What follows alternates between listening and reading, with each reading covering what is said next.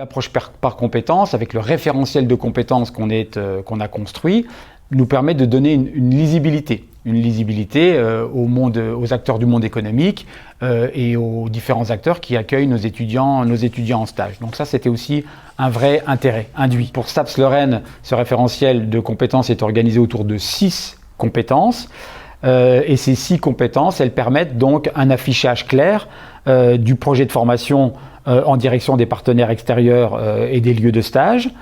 Il permet, ce référentiel de compétences, un affichage clair aussi en direction des étudiants qui savent mieux finalement ou qui savent précisément ce pourquoi ils travaillent. Et puis ce référentiel de compétences, il est aussi utile aux étudiants pour les placer dans une attitude réflexive dans le cadre de leur travail sur le projet personnel et professionnel. C'est-à-dire qu'on a aussi fait le constat que parfois les étudiants, lorsqu'ils sont en situation d'employabilité ou lorsqu'ils font un entretien d'embauche, ne sont pas clairement ou facilement capables de parler d'eux et de ce qu'ils savent faire. Donc ce référentiel de compétences, il a quand même le mérite de les aider dans cette capacité à énoncer clairement finalement ce qu'ils savent faire avec leur licence STAPS. Ça n'a pas été une étape facile à mettre en œuvre parce que à nouveau, certains parcours étaient peut-être plus avancés dans cette notion de compétences et la formulation des compétences et la mise en place du référentiel était facile en termes de compétences disciplinaires. Mais après, on est aussi sur une formation avec des parcours très diversifiés.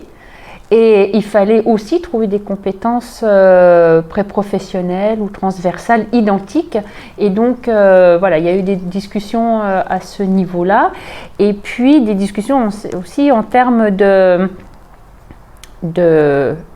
nomenclature, de vocabulaire. C'est vrai que le fait de pouvoir communiquer sur les compétences attendues en fin de diplôme, ça a permis un petit peu et puis au sein de chaque année, ça leur a permis aussi de prendre conscience un petit peu de ce qui valait finalement en fin d'année ou de diplôme. Et puis ça a permis aussi dans la structuration de l'approche de l'APC de pouvoir discuter, échanger avec tous les collègues et de pouvoir identifier parfois des redondances dans les enseignements. L'avantage qu'on y voyait aussi, c'était dans le cadre de notre master, il y a quand même plusieurs types de formations. Donc du coup, il fallait qu'on ait un consensus par rapport à ce référentiel, et que ces référentiels prennent en compte les différentes spécialisations qui existaient, également les compétences spécifiques, en fin de compte, proposées par les différentes formations.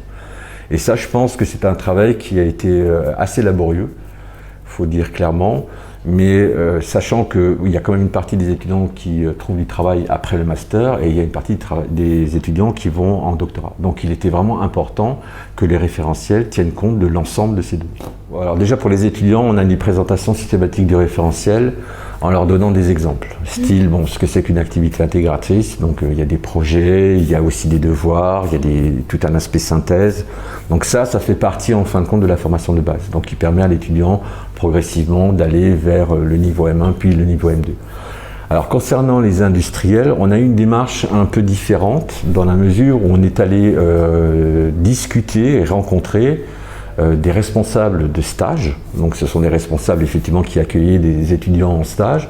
On a ciblé à la fois donc des équipes de recherche et des équipes effectivement de recherche et développement dans le cadre de l'entreprise. Et à partir d'un questionnaire sur le ressenti déjà que les industriels avaient vis-à-vis des étudiants, et en plus de cela, qu'est-ce qu'ils attendaient d'un étudiant venant en stage, on a pu établir en fin de compte leurs souhaits, les compétences attendues, les niveaux de compétences aussi. Pour eux, c'est certain qu'en général, on essaye d'obtenir des étudiants ou d'avoir des étudiants de très haut niveau. Mais ensuite, il y a tous les aspects compétences, ou ce qu'on appelle les skills, donc les compétences transversales. Et ça, c'est un élément qui est vraiment fondamental pour les industriels. Alors l'objectif aussi, grâce à ça, c'était aussi de confronter ce qu'on avait en termes de construction de référentiel, de confronter notre référentiel à la situation de terrain. C'est-à-dire un industriel, qu'est-ce qu'il attend? Donc si effectivement notre référentiel n'était pas bon, il était clair qu'on devait refaire, évidemment, reprendre certains éléments de ce référentiel. L'usage, évidemment, on essaie dans la mesure du possible à chaque fois de rappeler, notamment effectivement pour les responsables d'UE, bon voilà, vous avez ce type d'enseignement, donc les compétences qui sont associées à ce type d'enseignement, ce sera telle compétence, telle compétence, telle compétence. Alors tout dépend évidemment des unités d'enseignement qui sont dispensées. On a des unités d'enseignement qui sont typiquement des UE de pratique.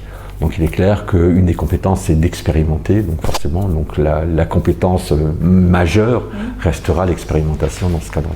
Alors les effets autres que ceux imaginés et qui ont été générés par cette réflexion sur l'approche par compétences, et effets qui je pense sont nécessaires, c'est la nécessité d'avoir des débats terminologiques.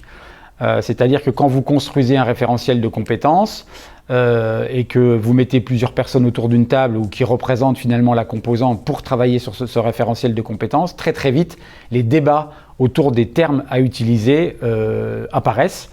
Pourquoi utiliser ce terme-là plutôt qu'un autre? Comment formuler une compétence pour que la formulation de cette compétence atteste à la fois d'un étudiant sachant, mais aussi d'un futur professionnel compétent. Et ça, c'est pas facile de formuler ces compétences-là. Donc les débats terminologiques naissent très rapidement et à mon avis sont indispensables. Et puis le corollaire, c'est que naissent également des débats idéologiques. Voilà, parce que ces débats idéologiques naissent du fait que vous reposez la question du savoir et de sa place. Et donc, par exemple, la compétence va-t-elle prendre le pas sur le savoir? Or, l'université est très attachée au savoir et à la formation de l'esprit. Et donc, la crainte, c'est que finalement, la compétence prenne le pas sur le savoir et que ce soit finalement les branches professionnelles qui dictent la nature de nos contenus et leur organisation.